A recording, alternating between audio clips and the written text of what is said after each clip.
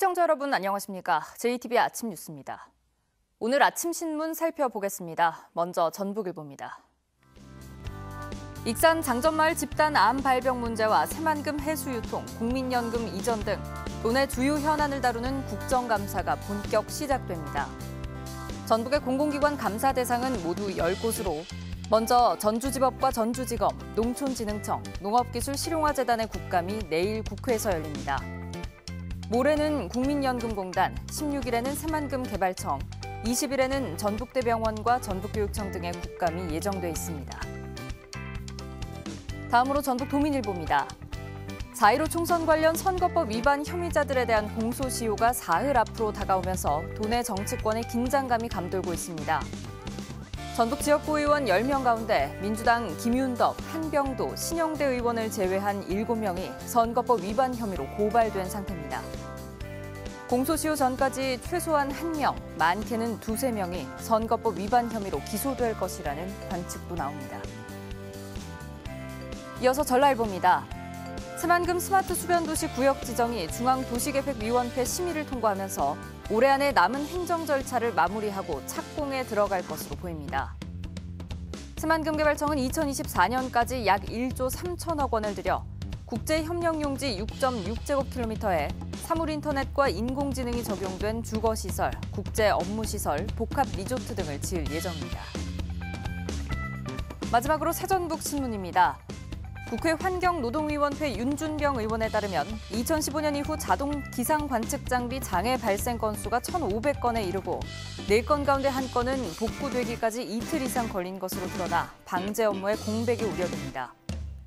특히 전주지청의 경우 긴급 보수가 이루어진 150건 가운데 42%에 이르는 63건이 이에 해당돼 전국에서 가장 높은 비율을 보였습니다. 지금까지 아침 신문 살펴봤습니다. 어제 2명의 코로나19 확진자가 발생해 전북의 누적 확진자가 151명으로 늘었습니다. 전주에 사는 20대 남성은 추석 연휴 기간 수도권 집에 머물다가 감염된 것으로 추정됩니다. 또 미국에서 입국한 20대는 군산 미군기지 장병으로 다행히 접촉자는 없습니다. 전국적으로 감염자 수가 줄면서 사회적 거리 두기는 1단계로 완화됐습니다. 조창현 기자입니다. 150번째 확진자는 전주에 사는 20대 대학생입니다. 추석 연휴 기간 경기도 안양 본가에 다녀온 뒤 감염된 것으로 추정됩니다. 이 대학생은 지난 5일 전주에 온 뒤 친구를 만나고 식당 아르바이트 등을 한 것으로 파악됐습니다. 확진자는 전북대 병원에 입원했으며 접촉자는 검사 결과 음성으로 판정받고 자가 격리됐습니다. 전북에서 코로나 확진자가 발생한 건 지난 7일 이후 나흘 만입니다. 방역당국은 추석 연휴 기간 감염 사례가 다음 주까지 나타날 수 있는 만큼 세심한 주의를 당부했습니다. 다음 주까지도 증상이 나타날 수 있는 가능성은 분명히 가지고 있기 때문에 조그마한 의심 증상이 있는 경우에 조속히 검사를 받으셔서 지역사회 전파를 최소화시켜 주시는 게 중요하겠고요.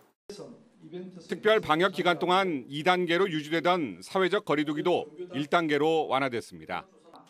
정부는 확진자 수가 줄고 있고 민생 경제 어려움을 고려한 조치라고 설명했습니다.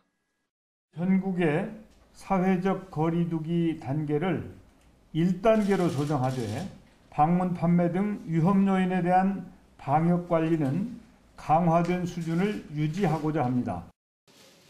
이에 따라 실내외 집합 금지 조치가 해제되고 종교단체의 대면 예배도 가능해집니다. 또 문 닫았던 공공시설도 일반인들에게 개방되고 전면 등교 수업도 빠른 시일 내에 이뤄질 것으로 보입니다. 한편 전라북도 방역당국은 집단 감염이 발생한 정읍 양지마을의 이동 제한 조치 해제 여부는 정읍시와 협의를 거쳐 조만간 결정하겠다고 밝혔습니다. JTBC 뉴스 조창현입니다. 국립대인 전북대와 군산대에서는 교직원과 학생이 출자한 협동조합이 매점과 카페 같은 복지시설들을 운영하고 있는데요. 코로나19로 온라인 수업이 이어지자 이용자들의 발길이 크게 줄어 극심한 경영난을 호소하고 있습니다. 정원희 기자입니다. 전북대 중앙도서관에 있는 편의점과 커피숍입니다. 코로나19로 중앙도서관 운영이 중단되면서 문을 열었다 닫았다를 반복하다 지금은 아예 폐쇄됐습니다. 또 다른 건물에 있는 식당 역시 지난 3월부터 문을 열지 않고 있습니다. 카페나 이런 것도 같이 좀 가까운 데로 가면 좋은데 저기 좀 멀리까지 가야 되는 좀 단점이 있는 것 같아요. 전북대 생활협동조합이 운영하는 20여 개 시설 가운데 문을 닫은 식당과 편의점, 커피숍은 모두 6곳.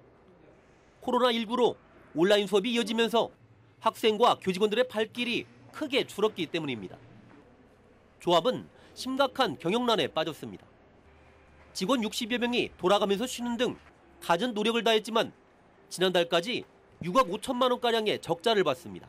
전년 대비해서 겨우 매출이 20-30%밖에 안 되는데 그거 가지고 저희 직원이 다들 급여도 나오지 않는 못 되는 상황이고 해서 지금 일부 직원들은 휴직을 하고 있고.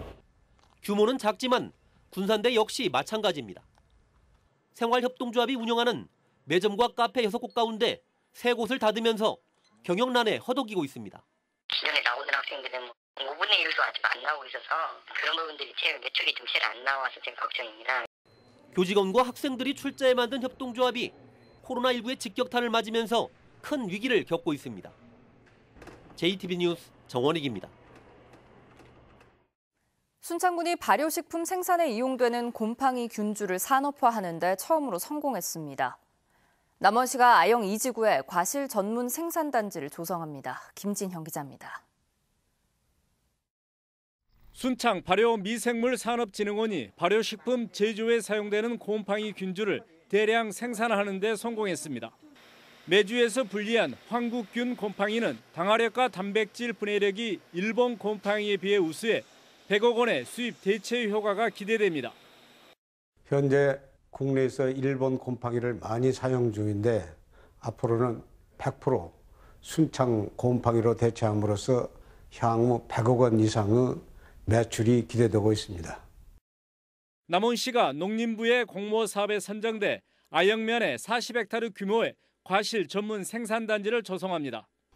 남원시는 오는 2022년까지 배수와 경장로 등 현대적 생산 기반을 갖춰 과실 생산의 거점 지역으로 키울 방침입니다. 과수 산업의 기틀을 마련하고 농산물 개방에 적극 대응하여 과수농가 소득 창출이 될 수 있도록 적극 노력하겠습니다. 완주 지역 문화계 위기 대응 체계 구축을 위한 토론회가 문화계 인사 등 100여 명이 참여한 가운데 비대면으로 진행됐습니다. 참여 인사들은 코로나19 같은 재난 상황이 발생했을 때 큰 타격을 받는 게 문화계지만 구제 장치는 부족한 실정이라며 조례 제정 등 제도적 장치 마련을 집중 논의했습니다. 임실군이 코로나19에 소홀하기 쉬운 농기계 안전사고 예방 교육을 SNS를 통해 실시하고 있습니다. 임실군은 농민들이 쉽게 예방 교육을 받을 수 있도록 유튜브인 임실 NTV에 농기계 안전 관련 교육 영상을 올리고 있습니다. JTB 뉴스 김진영입니다. 도내 14개 시군 가운데 전주와 익산, 군산을 제외한 11개 시군이 인구 소멸 위험 지역으로 분류됐습니다. 올해 완주군이 소멸 위험 지수 0.41을 기록해 새로 편입됐고 임실군은 0.18로 고위험군으로 분류됐습니다.